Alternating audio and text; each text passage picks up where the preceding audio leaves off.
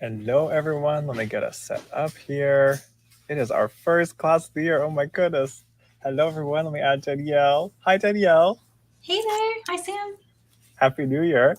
Happy New Year. Did you have a good holiday time of year? Yeah, I did. It was good. It was short. Did you come all the way down to Sacramento? No. We went to Corvallis to visit my in-laws. Where's We were that? there for. It's in Oregon, Okay.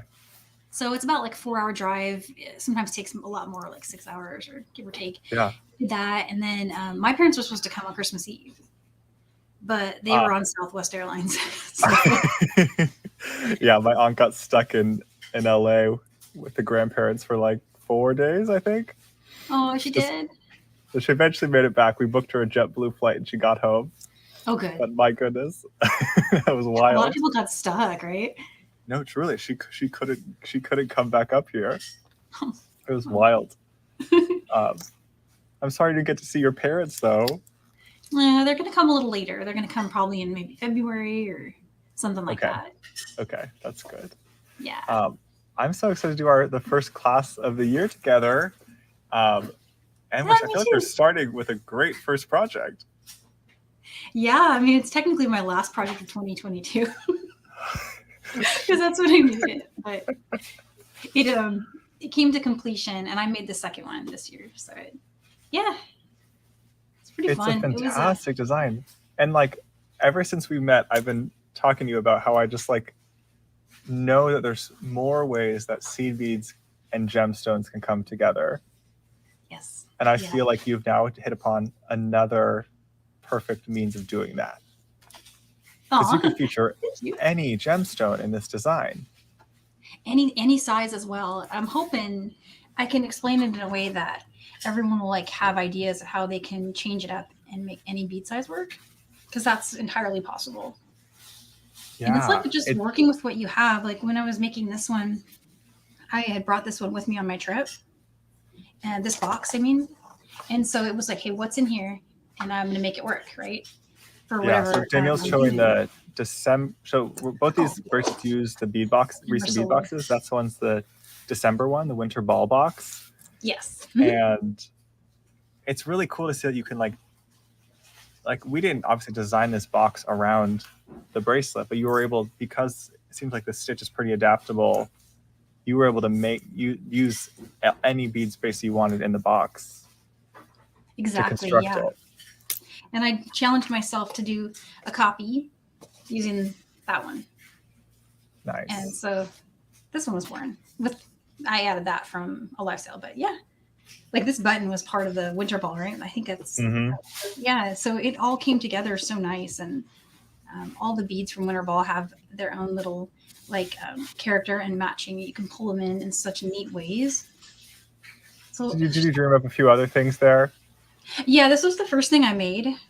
I was just kind of I was in an experiment mood, and I was just trying stuff. And so Wow. it starts with this flower, and then when I saw this flower, I immediately knew, okay, I'm gonna do a bracelet of just that flower. But before I did that, I was like, let's see what Can you happens. hear Rachel saying, "That's incredible"? Thanks, Rachel. It's amazing. No, so I'm It, so glad it we get to looks use. really, it's cool and it's stable too. Like I was worried the leaves when but if you reinforce it, like they're all pretty stable. So this could be a necklace. It could be its own little like bracelet too. It could be so many things. We're just a nice little decoration. Oh, it's fantastic. Your creativity knows no bounds, Oh, thank you. and you I just think I you might have feature the used beads, almost the every boxes so smaller beautifully. bead in that box. It was really fun, and I tried to make it again, and I played around with the counts. And if you make the counts tight, it kind of starts to dome, Oh and wow! And then it kept you doming. And I'm like, well, what am I going to do with this dome? And at first, I was thinking maybe it could be like an earring, like a bead cap. And then I was looking at it again, and I'm like, hang on, it's gorgeous. So I made it into a ring. insane. That's amazing. It was Wow, fun. It I was just can't believe you just dreamed that up. Um, oh, I was curious. What did you think of this color palette of the kind of capri and apatite tones with the crystal clear? oh, it's the most refreshing Christmas box I've ever seen, or holiday box, because it's like usually you get red and green, right? which is great. Mhm. Don't get me wrong, red and green is beautiful. But when I opened this up and I saw the gold, like it's a bronze gold, right? And then Yeah. ice and that blue. Because you just don't usually get these colors, right? But it's so perfect. It looks very vintage holiday. And I And just yeah, loved it. they blend. It did feel very classic because we wanted like that elevated classic feel. Yes. Mm-hmm. Oh, it's so pretty. Oh, Very you brought it creative. together beautifully. Well, I can't wait to jump in. Today we're making this bracelet design, and Danielle already typed up a PDF that you can follow along with. So if you watch today's class, you can then download the PDF, which is in the description of this video. And it's nice because then you can have a little companion. Sometimes I like when I watch back a Danielle technique, I'll have the class open and have the PDF open and kind of use both because I like having both aids. So I highly recommend checking out that PDF. Yeah, definitely. Those PDFs are quite fun. Yeah, and it's got. I've only done the bracelet so far in that document, but I'll try and expand it out. When you start going 3D, it's hard for my illustrating skills start to show their cracks. we So we might just have more classes in our future. We want to learn we might everything need from you, to. Danielle. Yeah, so this one, you'll know how to do the center today, and then I'll tell you how I did it. You can play and try to make it expand and grow it. Because there's more than one way to do these things. You can probably, like I was saying earlier, just take any bead that you get and do something like this with it. Mm-hmm. It's completely possible. So the basic technique here will give you that little seed that you can plant in your brain, and it'll just go all over. So yeah. Before we jump into the technique, I should shout out that we actually just dropped off the January box just now, earliest we've ever done it. So if you've already subscribed, your January box is officially on its way and should hopefully arrive next week. But it also means you can still subscribe for the January box. So if you get super inspired by what we do today, you can go join Sam's Bead Box at samsbeadbox.com, and then you'll get the January box, which is different than the November and December themes that Danielle's using here. But that's kind of the cool thing about it, is it's always a fresh palette of colors to work with. And I have a feeling you could probably make this sort of bracelet I bet you could adapt this using the January box, but you'll have to wait and see what's in it. Any spoilers? Even Danielle doesn't know. I know. I was trying to get the information there. But... Oh, you're probably going to get it I'm going to guess you're going to get it Monday. You're going to get it quick up in Seattle. Oh, gosh. I hope I can make like one more. Just see what I always challenge myself. Open it up and make something like that day, if I can. The day you get it? I try, if I can. I don't always get to play when I want to, but... So yeah, sometimes you have to wait for that pause, and then you dream up these two beautiful bracelets. The pause is great, yeah. So how do we start this bracelet? Yeah, so I did use some wildfire. You can use a lot of different stuff. Whatever beading thread you use, have it be one of the ones that is stabilizing. So one of the ones that's got some thickness to it, right? Yeah, we carry the .006 in the shop. We were only offering the 30-yard rolls, but we also now offer the 125 because folks requested it. So definitely check that out on the website, folks, if you're needing to restock your wildfire. And you have the needles too, right? And we got the needles, and we got as many colors as we could of the wildfire. So there's no shortage. What are your go-to colors? So I used white on the lighter color. And then I used black for this one, but you could use pink for this one too. How cool would pink be with this? That would be gorgeous. And I like the combo of black and pink a lot. Maybe I'm weird, but I think it's pretty. I do too, and it was easy to see. So that's another bonus, is you can really see what you're doing. And the back side of it is so pretty. Oh my gosh! I would have never known that that's the back side. Yeah, only because and I'll talk about this when we get going, but depending on your tension and your counts, you can make it bowl or stay flat. Okay. And it's all just what beads did you use? What counts? The hex beads are a little bit bigger than the 11-0 round. So, there's just so much going on that, which is why what I'm about to show for what you need for beads is completely negotiable. Yeah. And the answer is, can I use this and this instead of that? Is yes. Yeah. Wanda said the sea beads look like they're creating the most beautiful bead caps around each gem. Yeah. Oh yeah, that's true, Wanda. Yeah. It's like you basically are stitching 5 little petals to make each gem have its like perfect little spot.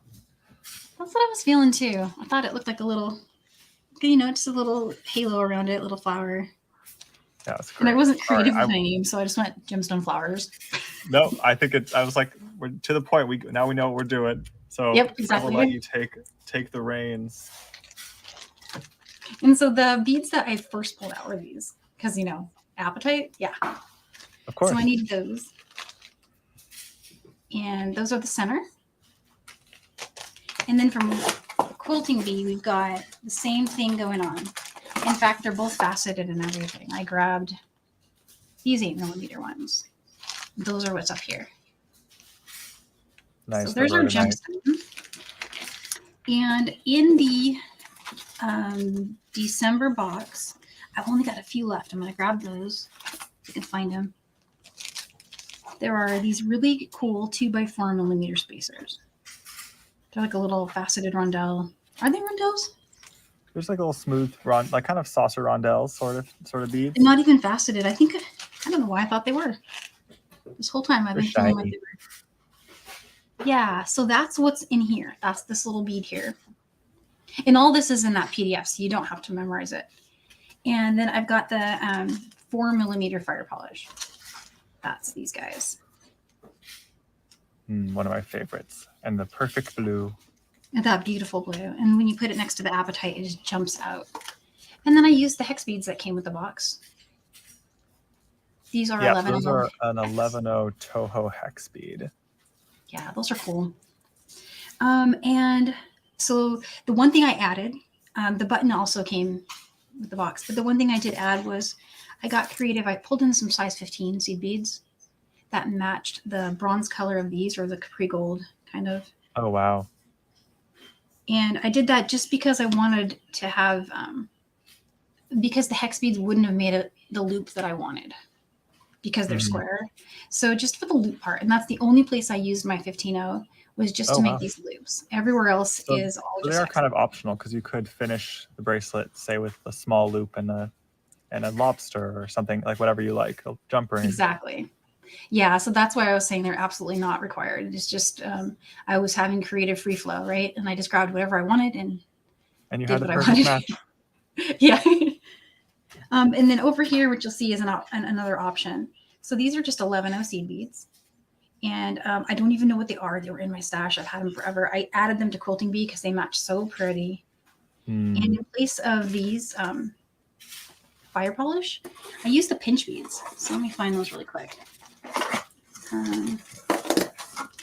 These really pretty ones here. And so you notice they're not exactly. Those work. Well, they're not even the same size, right? They're 4mm here, and here we've got 4.5. So all I did was change the counts, and I changed the size of the spacers. So these little spacers, I grabbed a little bit smaller version of a spacer. Let me try to find what. And again, I apologize. I don't know exactly where I got these, but they are a 3mm spacer that I had in my stash. Just a little. Okay. Like, I would love to see as many of these as you want in any of the boxes, because these are so versatile. You can do so much with these things. Yeah, I'm trying to think what exactly they are. I guess they're so small. I feel like they're the same thing as these guys, but just a little different size. Okay. Like if you put them next to each other, they look so close. Yeah. But another thing that might work great is a size 8 demi round. And you could also use Tierra Cast Heishi spacers, nugget spacer, like the, you had them in the live sale. I think it was either Monday or last night or Tuesday. Yeah, we have both sizes of them. The smaller ones. And they look just like this, but they were the pewter with the precious metal. Yeah. Those would work for this. And I wish I'd thought of that at the time, but I was already kind of going with. It's fine. It's helpful to hear how adaptable it is, and kind of feel like once we jump in, we'll be able to get a sense of like how you pick your beads to make them work. Yeah, exactly. And then, of course, if you have December, you've already got everything you need. But these were the pinch beads. Those are the little spacers right there. You can see I kind of pulled them in there. And then the 11-0, the counts are different. It's a little bit different count. So here you got 4, and here you've got 5 going around. Okay. But all things you can play with and figure out. The hex have such a nice shape on that flower. It really does. I like it. It came out really neat, and it's very bold. I was thinking in other colors, and for the life of me, I know I have a bunch of 11-0 hex beads somewhere. I could not find them. I know I've even bought some, and I can't find them. Like, I looked at my order history, and there's like 3 colors, and I put them somewhere. Where are they? I don't know. So I brought up some other stuff that might work in its place in case I run out, but I think I have enough. Okay. But I brought some like cubes. Oh, fun.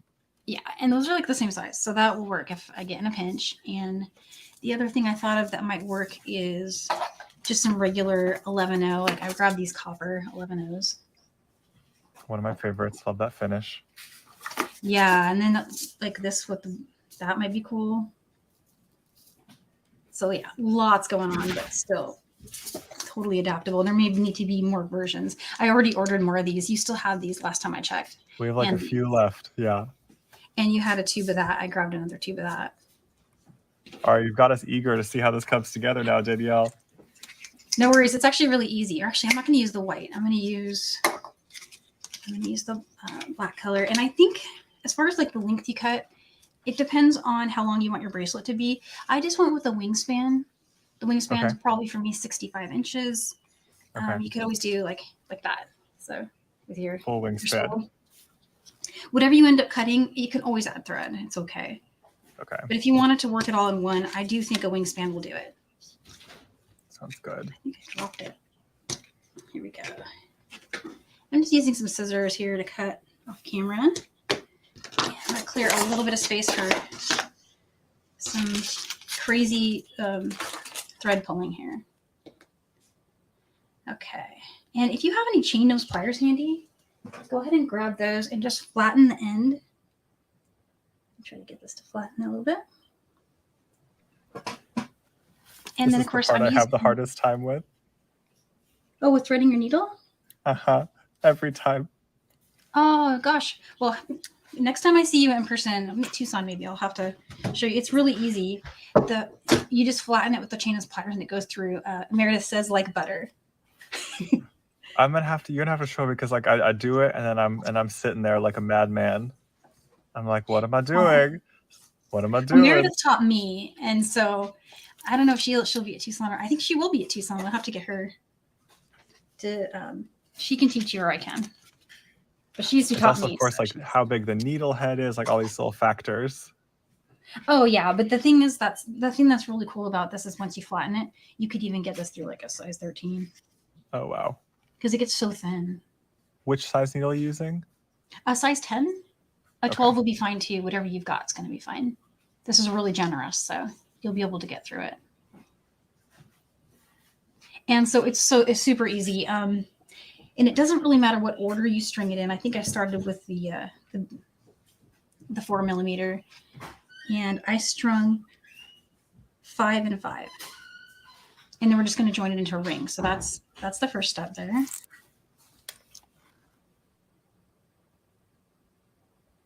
So there's my 2, 3. I've been looking forward all day to getting to watch you string beads. And that is a completely serious statement. Aw. Aw, thanks, Sam. That's nice to say. So I'm making sure I've got my 5. That's it?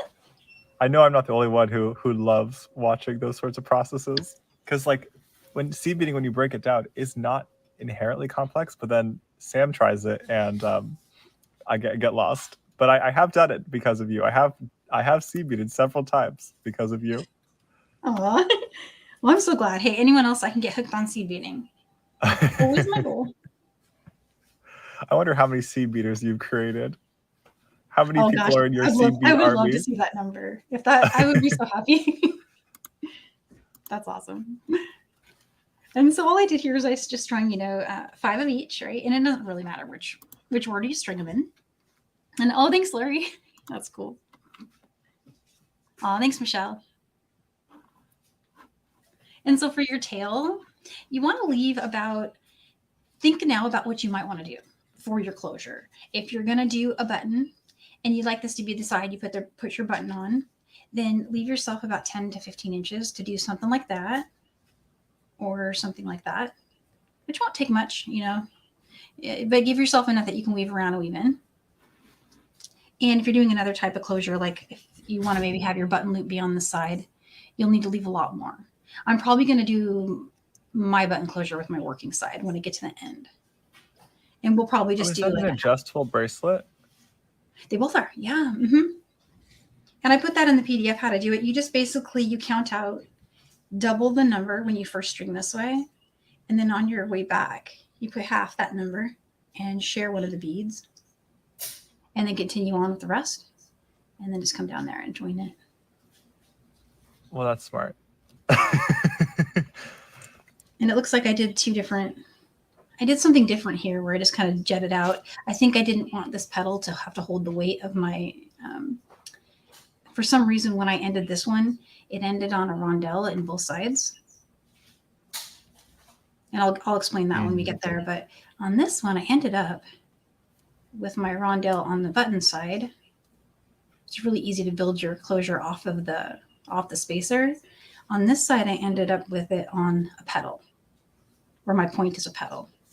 And it just has to do with where you decided to join, because it's kind of free flow, like what you'd like to do as you go.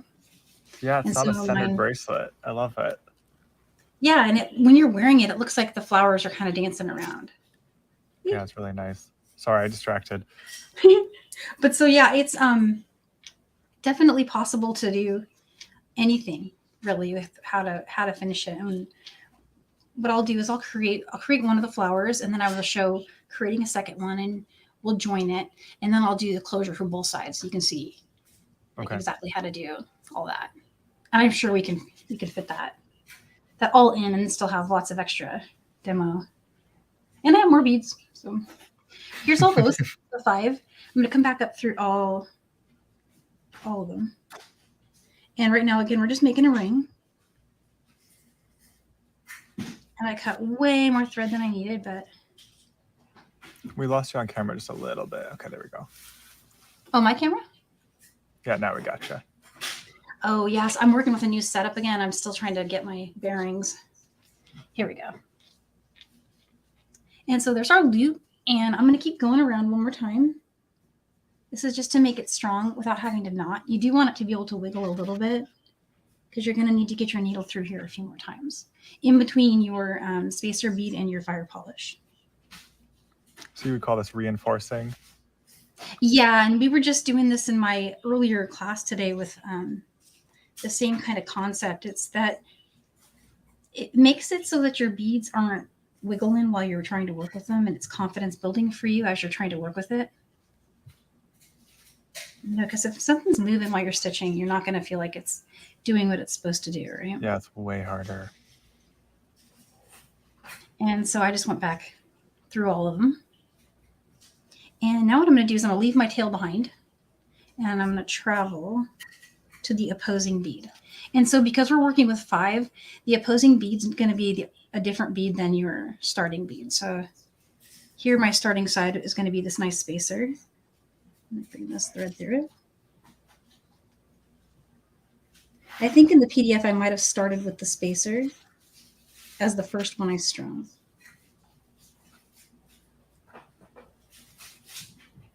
So I'm just going to bring that through there. Oh, it went through the fire polish. I don't know about what I wanted. Anyway, this is where my tail is going to become something off of the spacer here. So you didn't reverse directions with your needle. You just kind of kept going.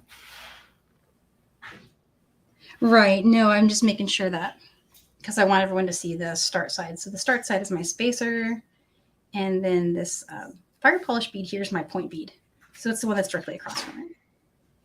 And why that matters is I'm going to put the gemstone in the middle, and I want it to kind of sit like that. And so to do that, exiting from this bead, I'm coming out in this direction, right? I'm going to go through the gemstone, And I'm going to pick up that spacer bead on the other side from the exiting thread there. Come back up and then go through my fire polish in this direction. So it does like a figure 8. So Okay. picturing without the bead for a second, it's going to go across through the bead here, come across through the spacer, back up through the gemstone, and then here. And we'll be back where we started. Back to the other side of the fire polish. Yeah, and this is where you can totally take this and go crazy, because you can create a loop like this to fit any bead. 8 millimeters, one size I'm using here. You could do it with a 6 millimeter, 10 millimeter. You could try it with a 25 millimeter bead. Yeah. Just play with the count and grab see your boulders. Let's seed bead. Keeping in mind you will have to stitch around all of it, but you know, that's just more seed beads. Oh, that's true. It means you need more seed beads. I know, right? That would be cool. But I think you know, selling more seed beads isn't a bad thing, and having more isn't a bad thing either. So it's win-win. You get your seed beads by the bag these days, right? Well, when I'm making a kit, or if, you know, I just have to have it, I might go for like the 500-gram bag if I can't get tubes. But I've stopped doing it recently because I have a whole bunch of those 500-gram bags in piles now, and I'm not getting through them.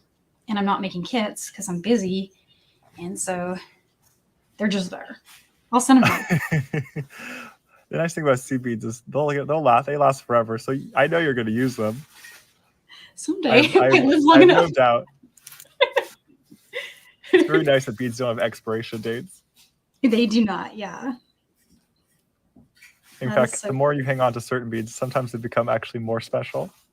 That is true. They become vintage. And then it's harder to they could become then it's harder to part with like them. one of a kind. Right? Hard to find. Collector. There's all sorts of things that could happen. No, it's so true.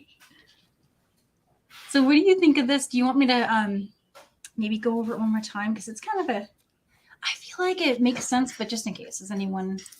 Well, do you want to keep going and then we could always back up again later? Totally. Yeah, we can do that.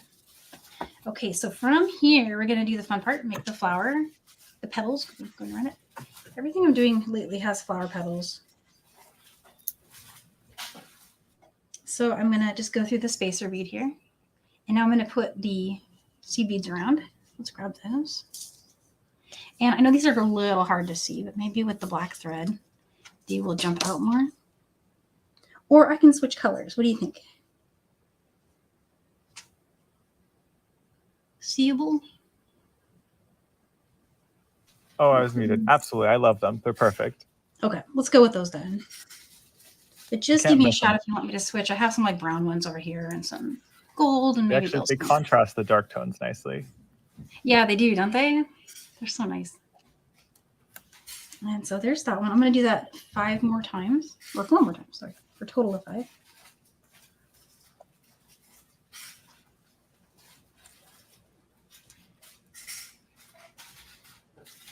Wanda says it looks like a cabochon.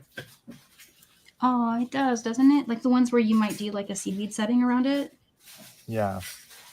I love those. There's one in there. I didn't get to play with it yet. I didn't have any felt with me. Oh yeah, we did. That was our first time putting cabochon like that in the box. And I noticed you put like a bail that you could glue onto it, which was genius. That's a really great way. We put the bail, but like I know some folks have already done wire wrapping on the snowflake cabochon.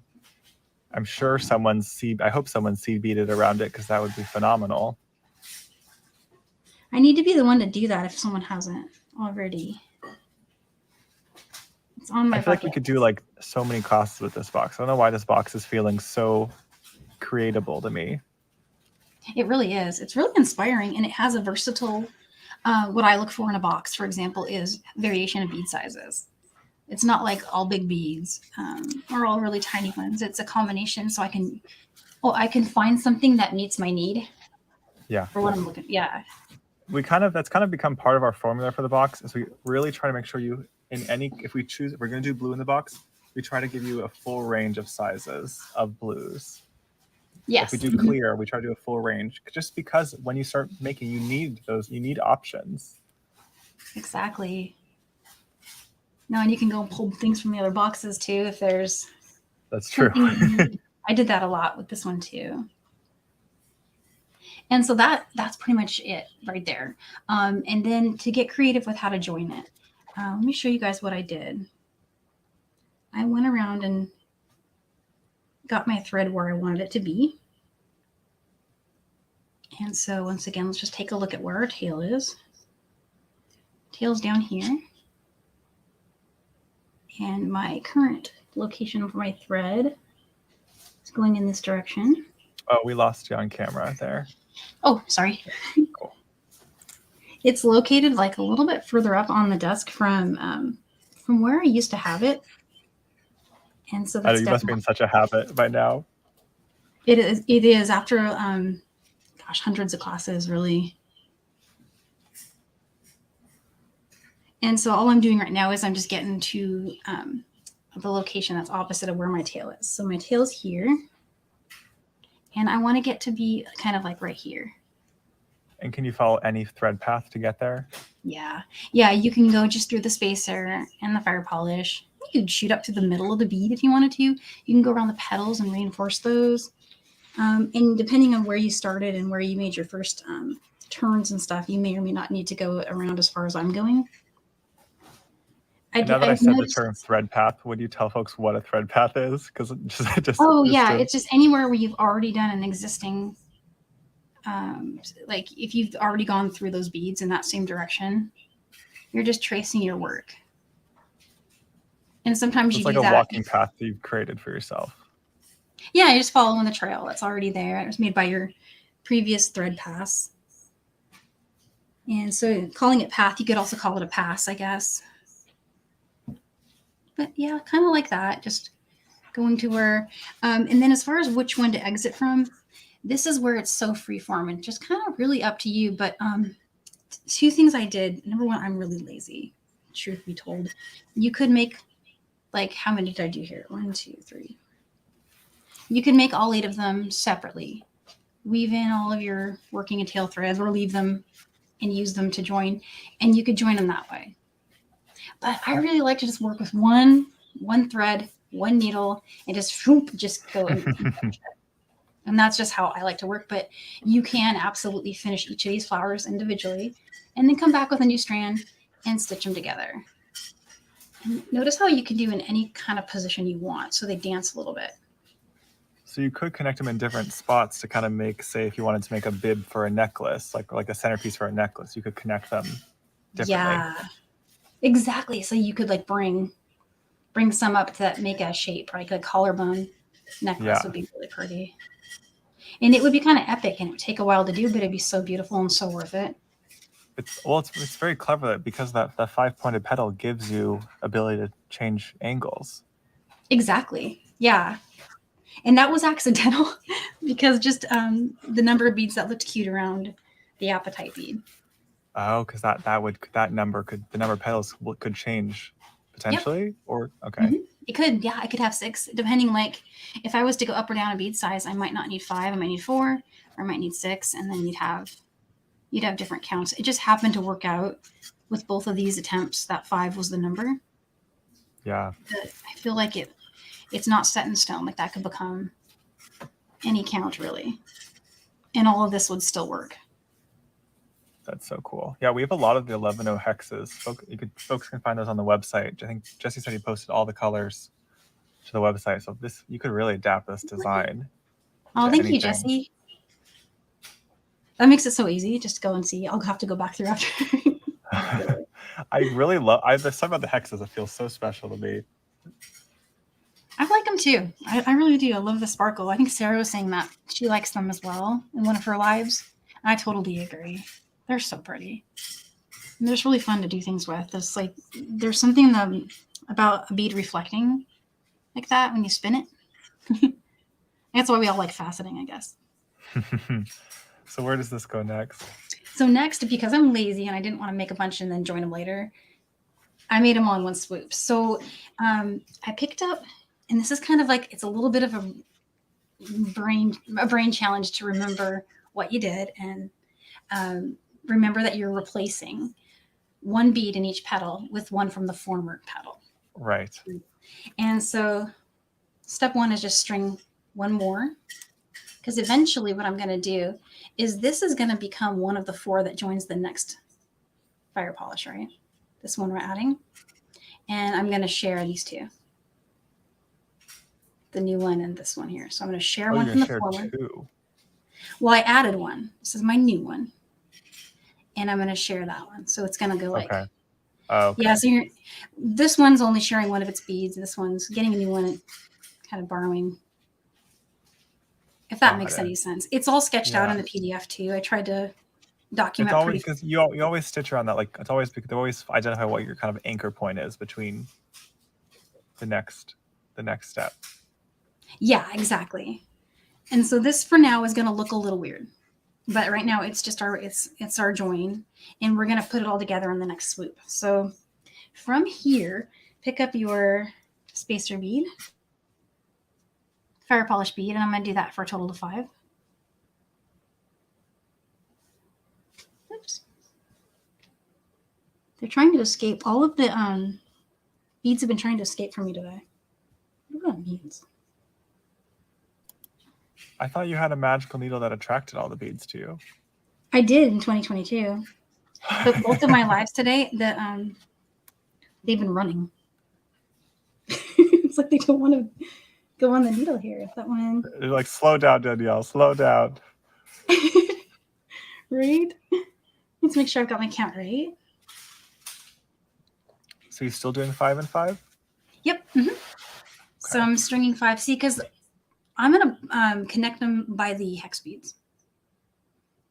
So I've got a hex bead here, and I've got my new, what's going to be my next flower. I'll bring that down. And from here, I'm going to go through my spacer. And stick with me here. It's really weird, but this is the lazy lady's way of getting around stitching them all together. Make that as tight as you can. Don't worry too much about it. Just make that sit as tight as you can there. And then I'm going to go around and reinforce the circle that we made. So I did not go through that hex bead. I just went through the circle of disc and fire polish, right? That makes sense. And it's pretty loose. And it's not strong yet, but we're going to reinforce it 2 times throughout this, the trips back, right? But not yet. Okay, so there's 1 time around, and now here's traveling to the opposing bead. It's the other point bead, right? So let's look. We've got that disc spacer, and so this fire polish bead is our next anchor bead. So let's go through it. And keeping in mind, this could be totally different if you were working with different counts, right? But for this one, here's our next gemstone. That would come out. Oh, you're determining that based on number. So like if there's 10 beads, you're going from 1 to number 6. Let's see. It's 1. Yeah. 6. Okay. But I'm looking at it more just spatially as like this is a straight line. Okay. Because I want you're finding the halfway point. Yeah, because I just want my bead to just kind of sit right there. And so I've got to come through that spacer. And again, this is a figure 8 motion where we're coming out one side, going up, and through the opposite side from the bead at the top.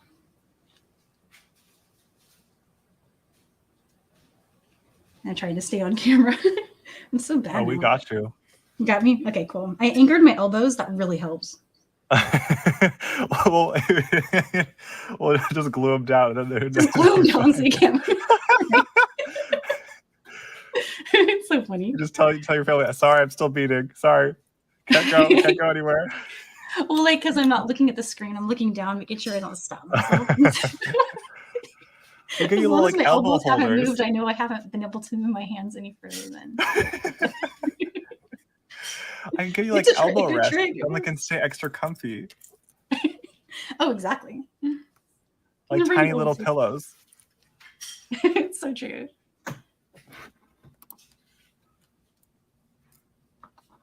Hey, Cindy. Oh, hey, Cindy. Happy New And Year. Happy New Year, Cindy. And I wanted to show you guys really quick a little closer view of what we've done so far. So it doesn't seem crazy what I'm going to show next, but remember how we stuck that little random hex bead there out of the center of that petal? And then we just made another loop around. We basically just created one of these again from scratch, ignoring the fact that it's connected here. Just ignoring that for now. We just made a brand new one. And so now what we're going to do is pick up 4 of the hex beads. Let me set that down really quick. And make sure I'm exiting from a spacer, which right now I'm not. So come back through there. And get those 4 back on there. Jump over my fire polish. Go through my next spacer. So far, so good. It's just normal stuff. Nothing different yet. There's our first really cute little petal. And let me bring this back up. Now take a look at what we've got going on here. We've got 1 petal done. We're about to make another one to go around this next fire polish bead. But I've got a bead there already, right? That's our connector bead. So at a minimum, I want to join that. And it's going to be the 4th bead of the 4 that I need to add. But then I'm also going to borrow that bead from the former petal. Does that make sense? I'll do it a couple times, but let me show you what I mean. So I'm going to pick up 1. I'm going to go through that one. And that's to refresh your memory, we exited in this direction from that bead, right? And then we strung our hex bead, made this stuff going on here. Now we're headed in this direction, and I'm borrowing that bead. And I know Cindy already knows what I'm going to do next. Then I'm going to go through the one we added and continue through the spacer if I can get there.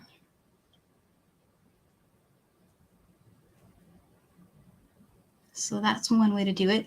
And in the handout, I added an extra step that I didn't do just now. You can do it now or you can do it later, but I wanted to show the basic structure first of how those are going to join up.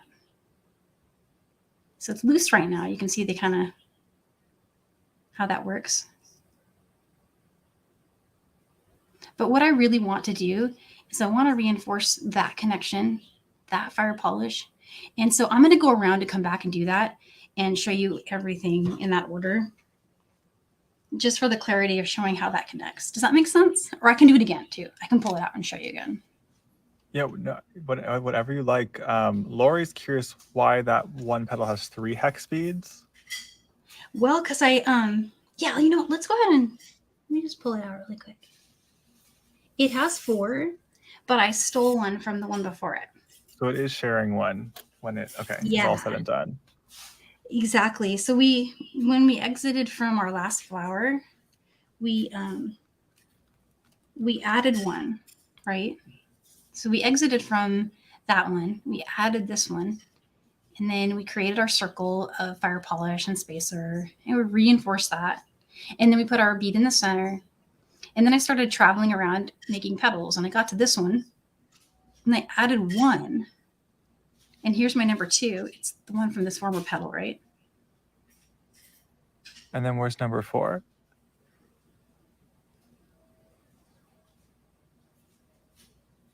There isn't a number 4 actually, because I didn't add it. Oh my gosh, I was sitting here. I was like, You're not crazy, because I don't trust myself with seed beads. Well, evidently I shouldn't either. So who caught that? Was that Lori? What do you say? It was Lori, right? That caught it. Lori caught it. Lori, you're good. You're good. See, and she's a seed beater now. She said. I know, she totally is.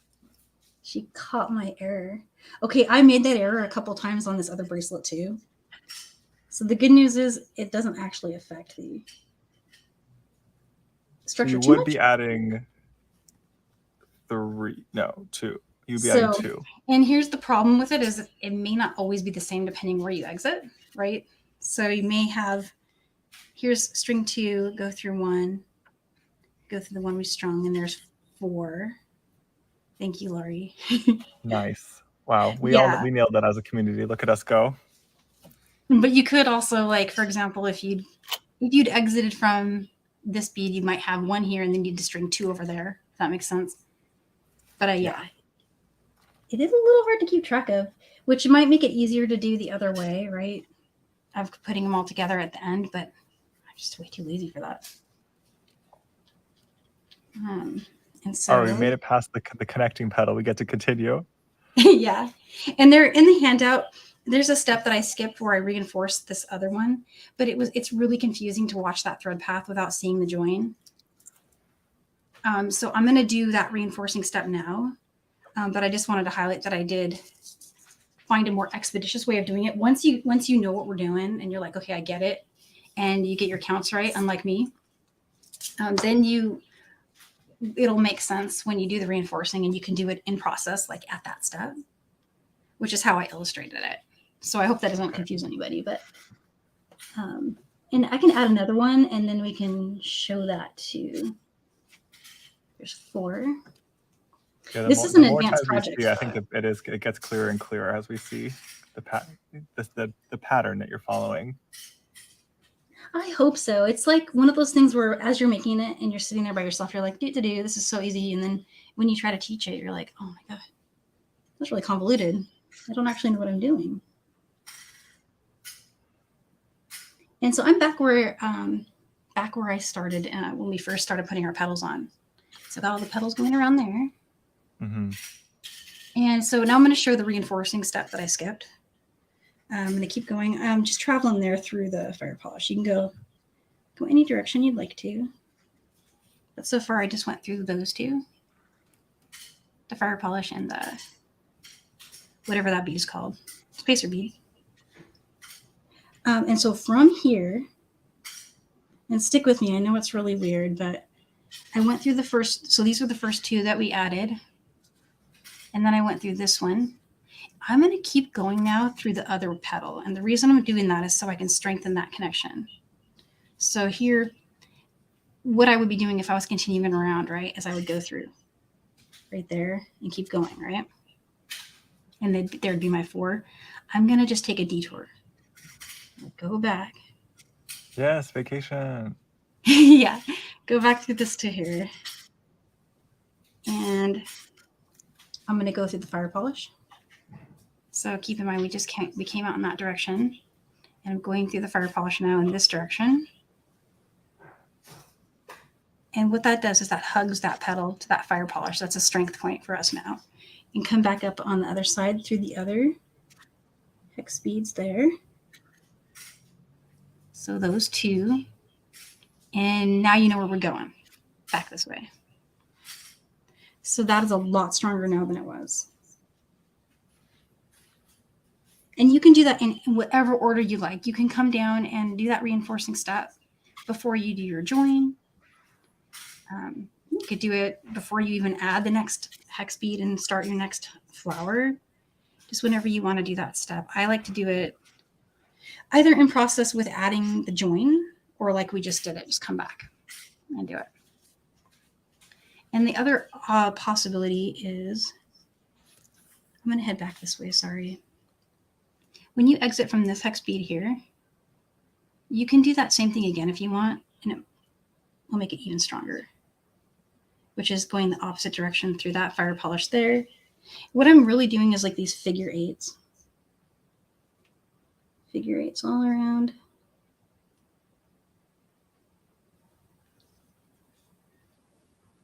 And there we go.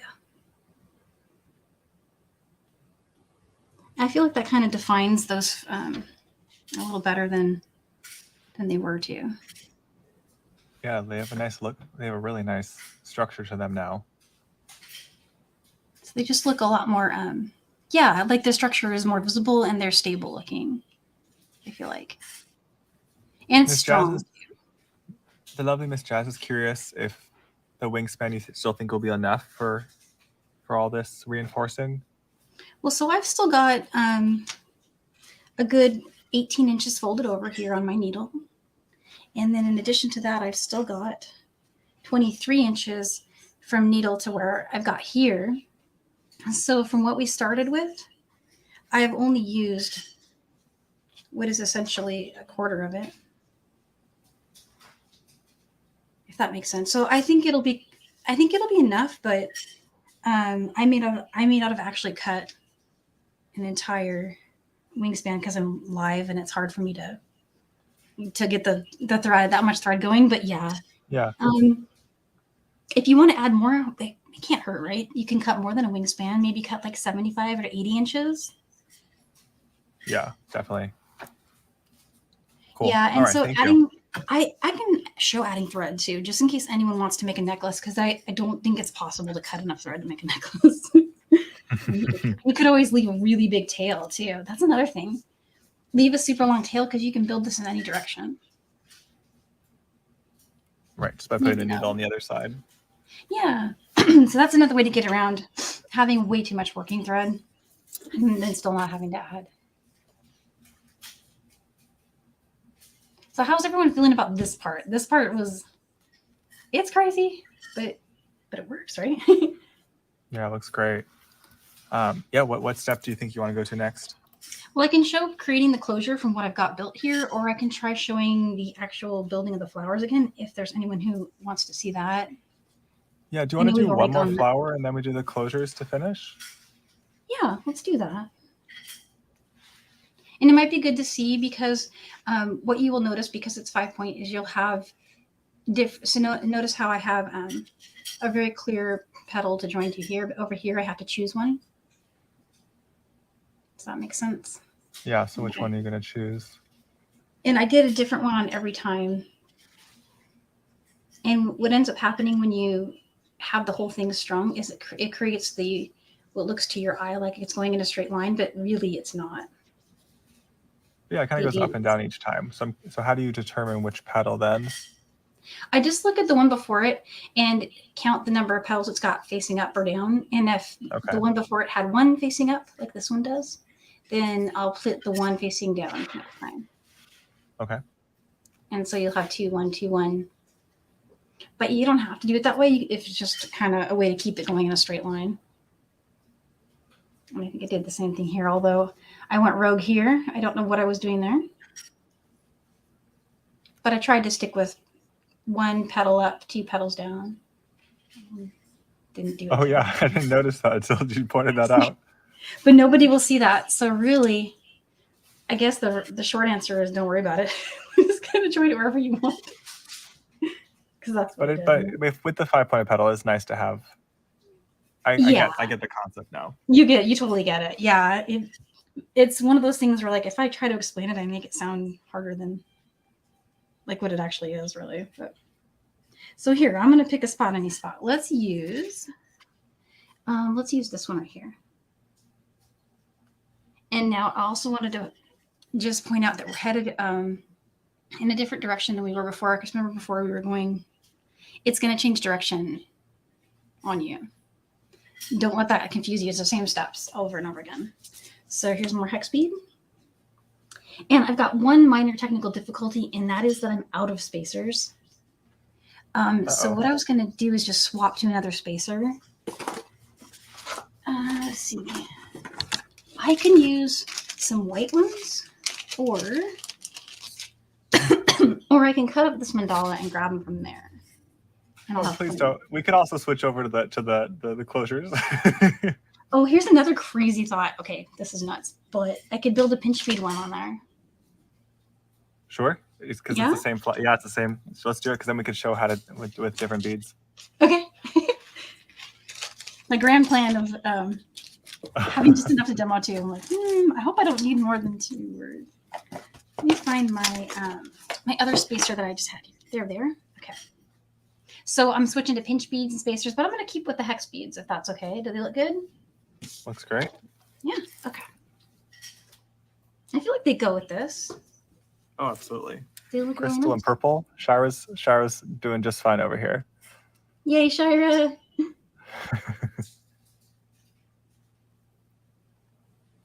Okay, we unstring a little bit of those. Okay, same as before. We got 1 and 2.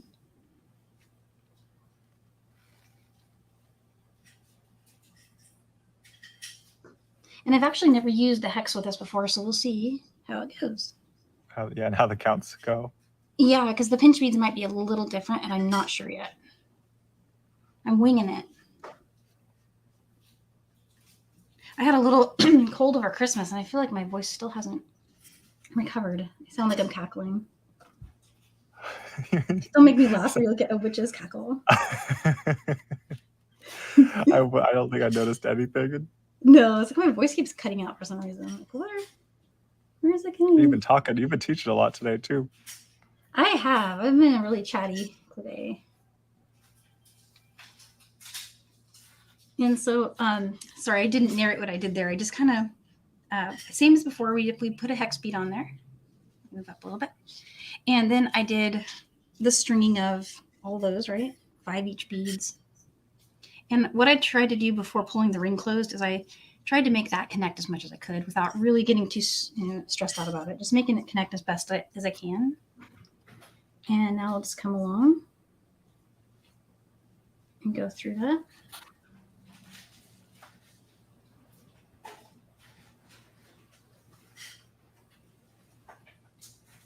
This is just going through all the beads again. When you add a thread, well, Shire was asked about adding thread. Do you just, do you knot, or do you just kind of weave in a new thread? I like to weave in, but a lot of people knot.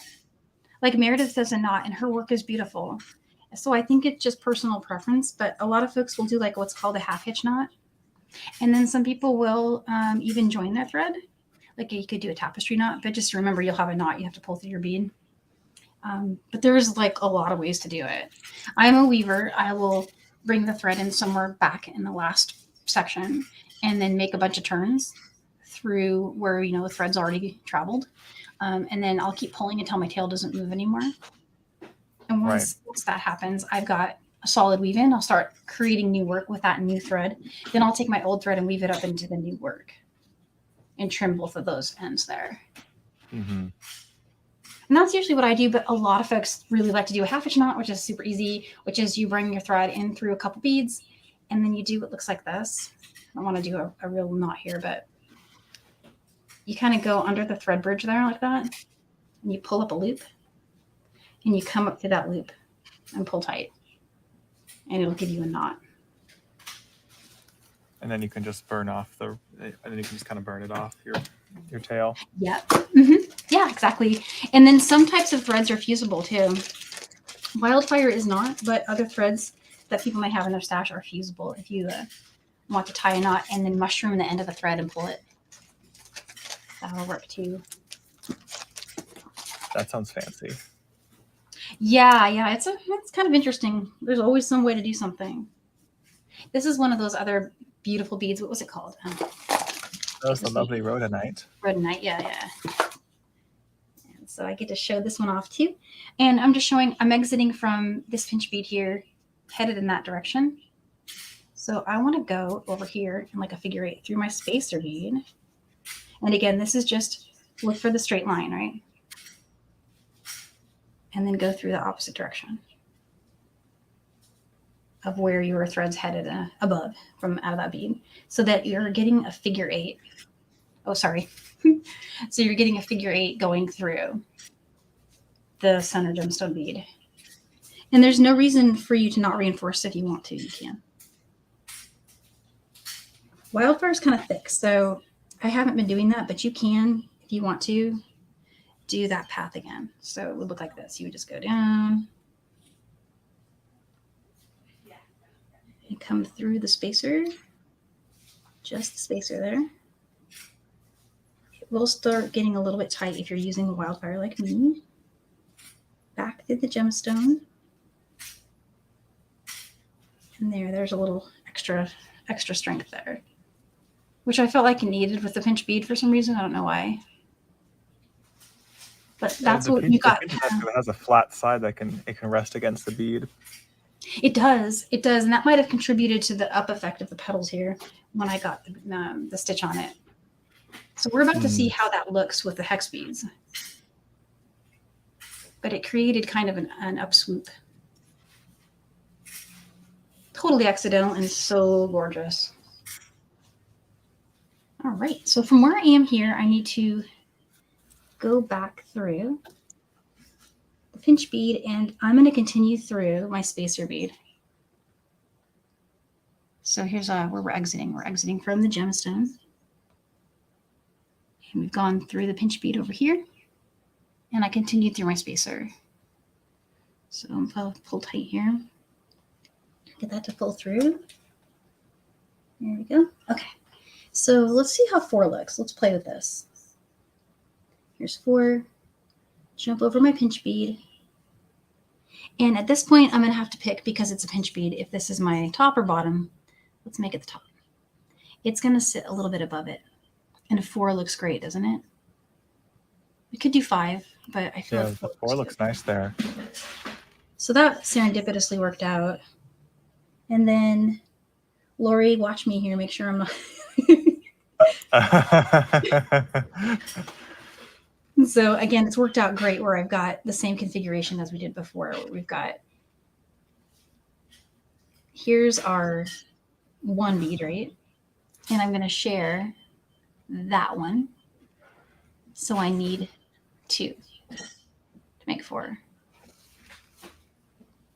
And this piece makes a lot of sense to me ever since we went through the other escapade. Yeah. Yeah, that's true. Sorry about that. No, I'm saying that's the only reason I'm saying that's why I get it even better now. You know, that's true. Sometimes mistakes can help reinforce what you did. Lori was figuring it out, and then it was like, wait. Which is great, because it meant that it made sense what we were doing. Because if someone could follow and watch like that and see the error in real time, then they're totally getting it, which means it's working. Yeah, truly. Yeah. Okay, Lori, check my work. What do you think? Is it good? I think it's good. I think we got the 2. And then we got 1 and 1. Looks great. Okay, cool. Yay. Yay, I'm waiting for her. I'm waiting for a thumbs up. I got her thumbs up right there. She says looks awesome. Okay. It looks awesome. we're gonna proceed. Awesome. Yay, thank you, Lori. Okay, so I'm gonna add 4 more. And come along here. Go through the spacer. Come on. We had a question from Rachel Malice earlier, asking how your needles are always so straight, because she feels like she uses them and instantly all of her needles are bent. Well, you know what? That's interesting you asked that, because the beads have been jumping away from me. And I think it's because this needle actually has a little hair bend to it. So if I face that, in the wrong direction, that can end up meaning that it flings my bead away. So you're saying your needle isn't perfect? It's not, no. And I do, to answer her question though, I replace them a lot. If they start to become hard to work with, I don't throw them out. I keep them. I put them in my travel stash, so I'm never away from home without something I could stitch with. I keep them, and keep them just around, because you never know when you'll need a needle, especially if they're the nice, really expensive ones, which I like to use some kind of fancy needles. All right, so we're through the spacer, and I'm just going to do that reinforcing step really quick again for anyone that wants to see it, which is I'm traveling through. Here's a 1 swoop trip. How lucky is that? My goal is to get from here through our shared bead here to reinforce that rainbow over our fire polish. Okay. So there's 1. This is just a giant figure 8 through all of these little beads. And it's worth showing twice because it's the stabilizing magic here. Okay, so let's come up through the first 2. So exited from the fire polish, connecting here. Let's go down through the first hex bead here on that side. Gotta lock my elbows again. I'm wandering down. We need a code word for that. It's like, we'll just have Alex come. Just like he can just like be on elbow patrol. I know, right? We'll get him involved. And so all I've done here is gone through the. I went through the pinch bead. I'm doing that same thing we did before, where we just kind of go through them all. So now I'm going to turn and come through those again. Maybe he can help me stay on camera better too. Yeah, he would definitely be interested in that. And then he would also bring all his toys onto the mat and show you every toy. There was something going on recently. I can't remember what it was. But he just commandeered this call we had, a FaceTime call. He had 2 cameras going at one point. He brought in his iPad so he could show everybody everything he got for Christmas. It was really cute, actually. I think he would have been amused. Oh my god, I love the copper with the blue. Look at that. It's really nice. And the crystal. Oh man. Okay, I gotta finish this one. I think now. you just came up with a new pattern. I did. All because So I ran out of folks, beads. if you have the November box and the December box, you could do that pattern pretty much. You can. Oh my gosh, how cool is that?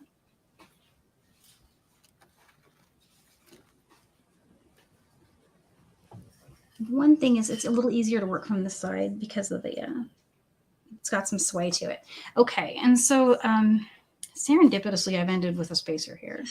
If you were lucky enough to end with a spacer on both sides, then your clasping adventure is going to be way easier, but it's not required. You can still make it work. You can join the 2 petals, and there's lots of different ways you can create your clasp. But the basic way that I did it, I'll just show that really quick, is from your spacer bead on your last flower, you want to string 1 of your seed beads. And what I did is from here, I did like 3 15-0s and then a spacer. Let me bring that back over and show you. That's what I did here. So exiting the spacer, went through a hex bead, get 3, and then a just like that all the way up. But I'm going to just try it with all hex beads for now, just to show it. Or I could bring in some 15-0s in a, I don't know. What do you think, Sam? I do love your 15-0 look. It's very pretty. You like it? Okay, let's do that then. Colors. I've got a couple colors here. And then I've got the original bronze.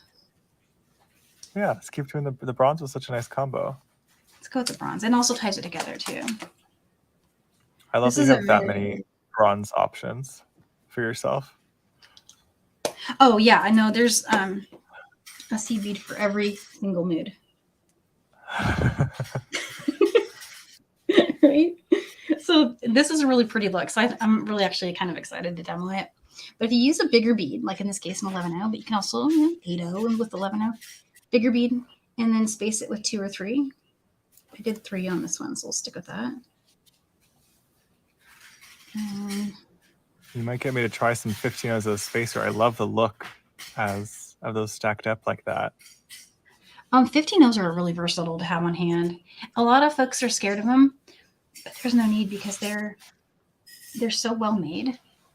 And both of the Japanese brands that I use have very generous hole size. So you can get your needle through just as many times as you can on an 11-0. Oh, wow. I work a lot with the Czech 11-0s, and the 15-0 and a Czech 11-0 are equivalent as far as like how many passes you can get. That's impressive. Yeah, they're pretty nice. I am not sure what beads I'm working with right now. I've had these for a really long time. They have this 457 on them, which makes me think they're a Miyuki. Mm-hmm. But I could be wrong. They could be a Toho. I really don't know. But if I looked up 457, if it was a bronze color, then I would know which one it is.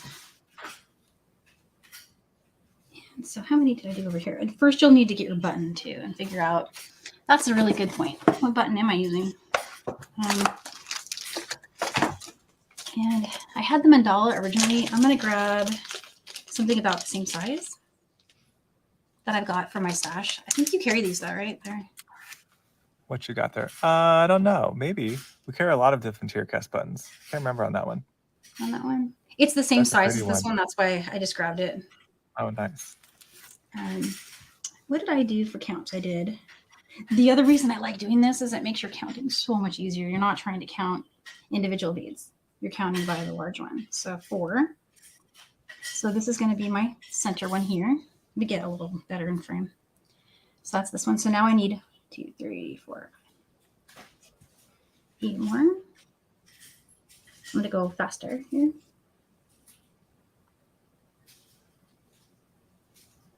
There's 2.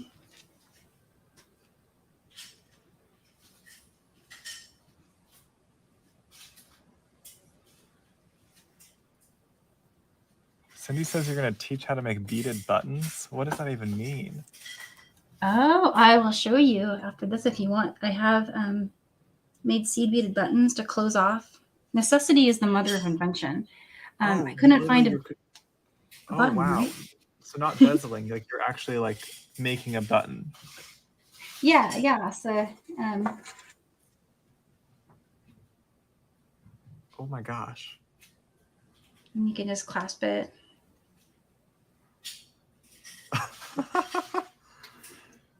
And that's a smaller size. We have 2 sizes of them. There's a big one too. And it's kind of not far off from the concept of what we're doing here. It's just another mandala.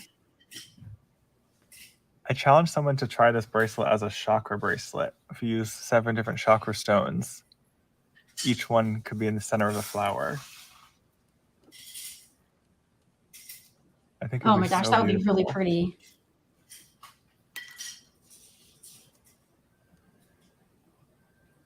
There's 12. I need 2 more and then I'm good. Stringing and counting. Let's get 2 more on here. Okay, so that's 14 in total, right? And you'll have to play with this if you don't already have a count established. You'll have to play with your button and see what works. But I'm going to try it here. So 1, 2, 3. So there's the one I'm going to use as my travel through. And then I've got 8. Perfect. Okay, I need 3 more of these.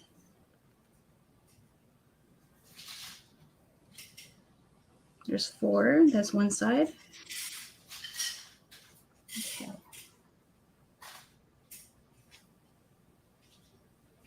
This is so meticulous. I love it. You know, I'm just double checking because I for some reason when I get on lives, I make really bad counting errors, and I do it a lot. So I know any of my counting lives. I probably can't count very well even off the lives. I'm moving slower. It's like on a live cell when I say, look at this lovely orange bead when I'm fully holding like green apatite. I've never noticed you do that. Plus, that you happened do yesterday. That fully happened yesterday. I missed yesterday. Yesterday they had scouts, and so I missed everything. I missed the party. I like fully didn't know what colors were yesterday. Aww. I'm always impressed though the way that's just part of it. If you say enough words, eventually some of the words stop meaning anything. Those are marathons. Those live sales. You guys are working hard there. We got a lot of new goodies. I know. You gotta bring the beads to the people. It's hard work. But so yeah, this is pretty much almost done except for the whole, reinforcing thing. But yeah, I went through, I strung all these, and then I was really careful with my counts. What I have is 8 up here, 8 hex beads, and then down here I've got these 4, right? And then here's a shared hex bead and our starter hex bead. And now I've strung 4. 1, 2, 3, and 4. And now I'm going to come back through the one that we strung first, which is this one right here. And so there's our starter loops.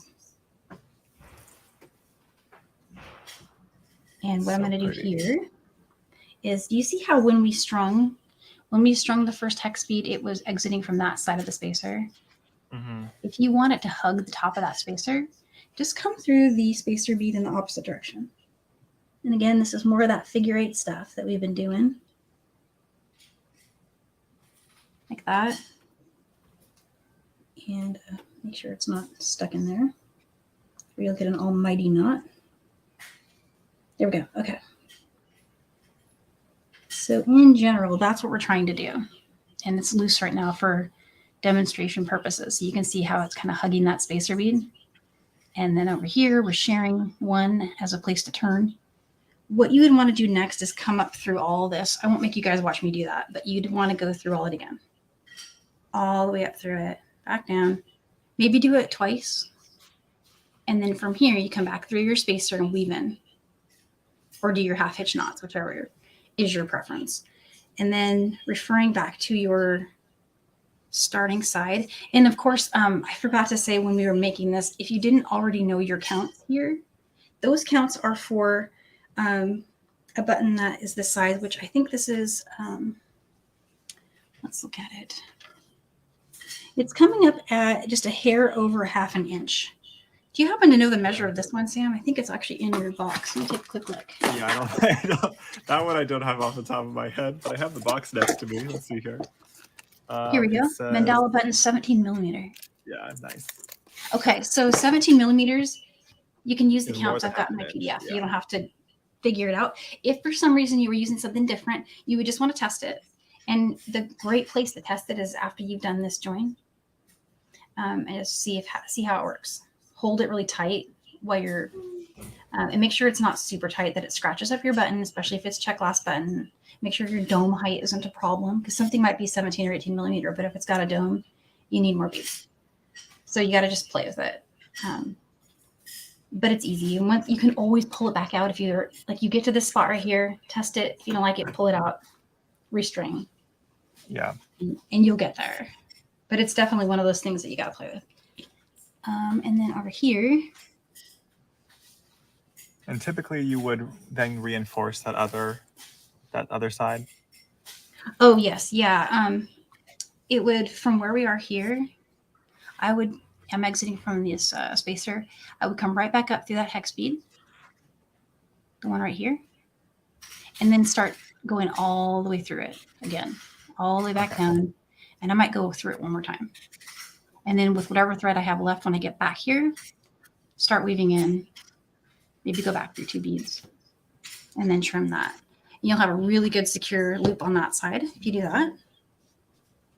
And then on your starting side, with that 7 or so to 10 inches that you left, however many you left, it's probably just enough to make a nice loop on this side, which in the case of this one, I just did a little loop coming out. Same way, hex bead, strung 4 or 5, I can't remember there, went through the button, strung a few more, those are 15s, back through the hex bead, and through the spacer in the opposite direction. I love the look of that there. It's very it looks like very intentional. Yeah, I love that. And it was just so easy to do. It's just picking up a hex bead and bringing it down to meet the spacer bead.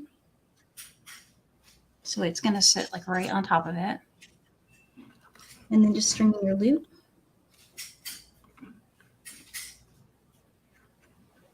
And there's 8 of them there. Through your button. My 15-0s fit underneath my button shank, but if yours don't, you might need to string 4, go through your button shank, string 4. So you have to play with that. Yeah. Test it. Mine fit, so I just went with a solid 8 there. And back through the hex bead, tightening everything up there. And I'm going to come through the spacer in the opposite direction from where that thread is exiting currently. And there you go. It'll sit just like that when you pull it tight. And of course, that's another one that you're going to want to reinforce going through. So from here, I would go right back up through that hex bead, loop around, back to the hex bead, through the spacer, do it twice, and then weave in and trim. And you've got a perfect clasp. Yeah. And it's all, There's something very cute about that bracelet, Danielle. I know, it's a little teeny one. It's so tiny. So cute. And then if you had something different where on this one, I was able to get this one attached here right at the start, right? These are 11-0. And I just used the 11-0, but it's the same process, 11-0 and then a loop. Over here though, for some reason, I didn't have a spacer as my point, right? So when you lay it out and you look at it, I ended up with a pinch bead as my point. And I thought that was a problem, but it actually ended up being an opportunity to do something cool. And here's how I did that. Instead of creating a point, I made another petal. So you see how we've got a petal of, and in this case, it's 5-11-0, not 4, but we've got our petal of 5, right? And it connects in the same way that our petals were on the last one. But to connect my button loop, in this case, I made another petal and I joined it. So I did 1 and 2 and then a third bead. And it looks like what I did is I did a loop around once and then I came up and did like a ladder stitch to get that to pop out like that. Kind of like a herringbone. And I don't know if my friend Maria is here or not. She was in our earlier class today, but she has another method that she uses to turn a strand of beads like that going in this direction into herringbone. Oh, wow. Yeah, so you can even do that too, like from, you can maybe So make that these are some another optional ideas if you are looking to take this to the neck, another step. Yeah, just in case anyone ends up with that the other way you could get around it is make one more petal and then that will get you around that issue. But yeah, so there it is in a nutshell. Wow. I feel like we just got a whole seed beading lesson from more than just this that technique. I feel like we just got a full lesson. That was my hope. I was hoping like, you know, anybody can show you counts of like how they did something and like kind of walk you through it. But the real fun and how you get people really into seed beading is showing them that they don't need you to do that. They can do it themselves if they sit down and look at the numbers and say, oh, this is a 4, that's a 6, that's a 2. All they got to do is just play with it. And then it was your own. You came up with that and it's your design. And I just can't tell you how amazing that feels. Like as a designer, you've created this thing and it has your personality. It's great. But that's cool. Everyone can do that. Like absolutely everybody can. Yeah. So like great. So obviously if you're just getting going, getting your feet wet with this sort of stitching, check out, definitely start with the PDF that Danielle put together. It's good visual aids of how these flowers are constructed, and then you can really adjust your beads from there based on everything we've talked about today. This has been such a joy. I have to run, unfortunately, but this has been, you do. I'm glad we got to start the year together, Danielle. Thank you so much. Too. We went over as we do. I always expect it happens. Oh well. Thank you for the extra time. Oh, you're welcome. Thank you.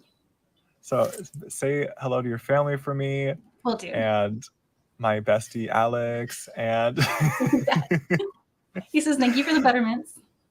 Oh, always happily. I remember what candy we did for the January box. I think he'll like it. I think he'll like it a lot. I think last one was butterscotch. I don't think it was a buttermint. What do you say? He likes the butterscotch. He's okay with the butterscotch, but he prefers.